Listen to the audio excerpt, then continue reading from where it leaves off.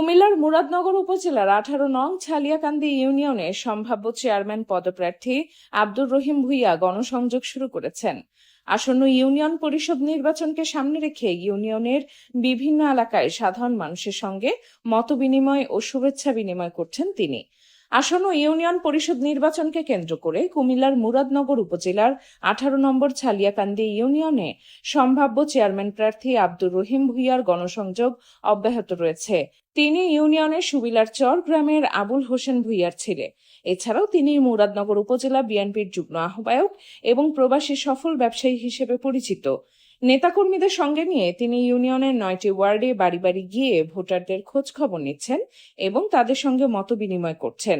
এ সময় স্থানীয় বিভিন্ন শ্রেণী পেশার মানুষের সঙ্গে কুশল বিনিময় ও এলাকার উন্নয়ন নিয়ে আলোচনা করেন তিনি। স্থানীয়রা জানান, দীর্ঘদিন ধরে আব্দুর রহিম ভূঁইয়া বিভিন্ন জনকল্যাণমূলক কর্মকাণ্ডের সঙ্গে সম্পৃক্ত রয়েছেন। শিক্ষা, সামাজিক ও মানবিক কর্মকাণ্ডে তার অংশগ্রহণের কথাও উল্লেখ করেন তারা। রহিম ভূঁইয়া ব্যক্তি হিসাবে কেমন? অনেক ভালো ভাই। কেমন ভালো? ভালো, মানুষের সাহায্য করে, বিয়ে শাদী লাগে, টাকা পয়সা দেয়, সবজি দিবে ভালো। রহিম ভূঁইয়া ব্যক্তি হিসাবে কেমন?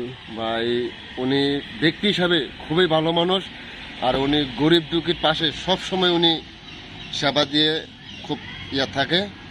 সাধারণ মানুষের দোয়া ও সমর্থন প্রত্যাশা করে গণসংযোগ চালিয়ে যাচ্ছেন সম্ভাব্য এই চেয়ারম্যান প্রার্থী। আগামী নির্বাচনে জনগণের রায়ই হবে তার মূল শক্তি বলে জানান তিনি। কাজী শাহ মোহাম্মদ হোসেন কাইকুবাদ দাদা, উনি আমাকে যে নির্দেশনা দেন আমি ওই নির্দেশনা মতনই কাজ করি। উনি বলে একটা কথাই বলেন যে উনি মুরাদনগরের জন্য কাজ করেন, আর আমি ওনার অনুসরণ করে আমি আমার এলাকায় কিছু গরিব দুঃখী মানুষ এবং জনগণের সাথে মিশে সামান্য কিছু কাজ করার জন্য চেষ্টা করি।